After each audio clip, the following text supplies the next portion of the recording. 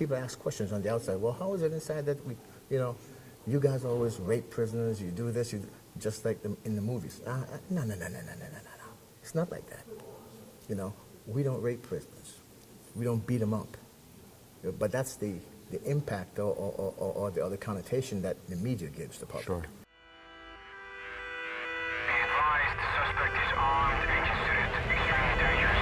And continue on to the prison, and then we'll advise if we're just keep coming here. We'll advise as you get closer if you're still needed. Okay, clear.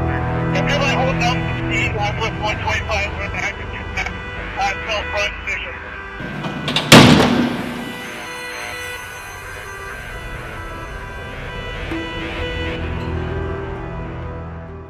My name is RowanHill. I'm a sergeant in the Department of Correction. One of the things that you and I were talking about off camera is that you're not a prison guard. And No. I think we should set that straight right off the rip. The media has that as, anytime there's a story about a prison break or something like that, they would say, oh, prison guards. To me, that's negative. We're not prison guards. We are correction officers. And they should get that. But they don't. They always want to point at the negative, it seems like. So I get offended by that. I guess the next obvious question is, why the hell do you do what you do? This isn't something for everybody. This isn't something that's easy. It's never easy because you just never know what you're going to walk into. It's the surprise of the day. You come into work and it's like, okay, what am I going to walk into? You just never know. I did 31 years in the military, and I was doing the military stuff, being a correction officer. So you see things. So this was easy for me. But it was a job. You need a job to support your family. So I did. I took the test, passed real good, and then they called. What was it like transitioning from the military into here? Talk to me about sort of the differences, the similarities. Well, I have a very unique perspective because when I first came into the department, I went to a women's institution. Now, that's different. It was challenging because you didn't know what to expect. A woman, you always think of a prisoner as a male guy, not a woman. And they have very unique needs. It was very, very difficult. But they run things in that prison. You can see the difference night and day now. Sure. Because I work in a men's institution now versus the woman. And it's totally night and day. I want to go back for a second to media coverage, but specifically on high-profile cases. Obviously, there have been a number of high-profile cases here. How does that impact the ability for you guys to do your jobs? It's difficult because we don't really talk to the public straight away. We don't say anything to them, but people ask questions on the outside. Well, how is it inside that we, you guys always rape prisoners, you do this, just like in the movies. No. It's not like that. We don't rape prisoners. We don't beat them up. But that's the impact or the other connotation that the media gives the public. Sure. So it's negative, and it makes it tough to do your job. It makes it tough. Let me ask you this. We were talking about this a little bit off camera.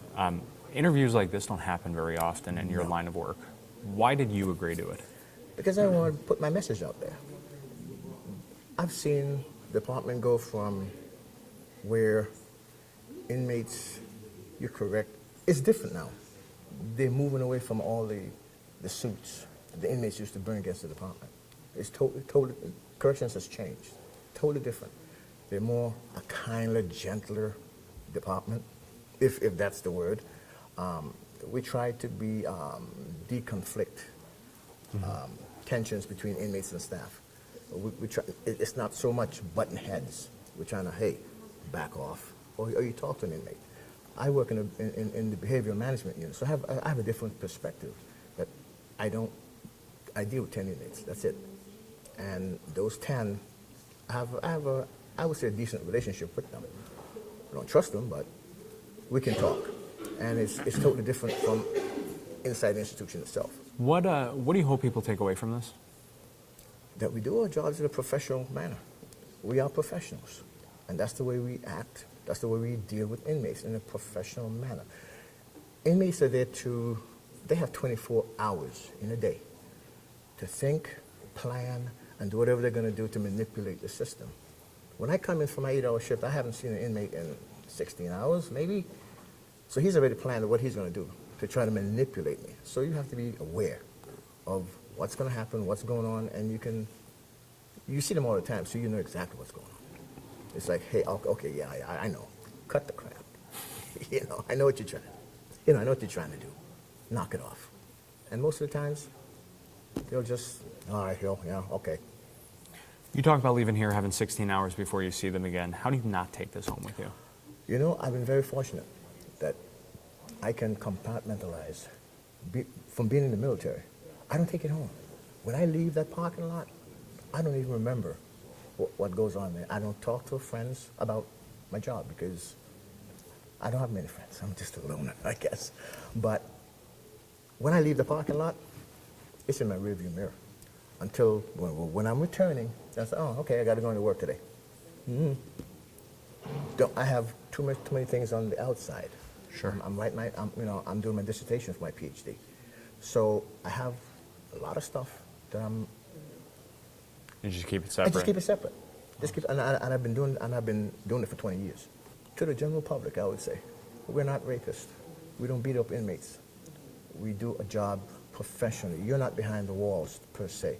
If you really want to know what's going on behind a prison, come inside. I dare you. Come inside and see what and I can bet that they'll have a different perspective when they leave.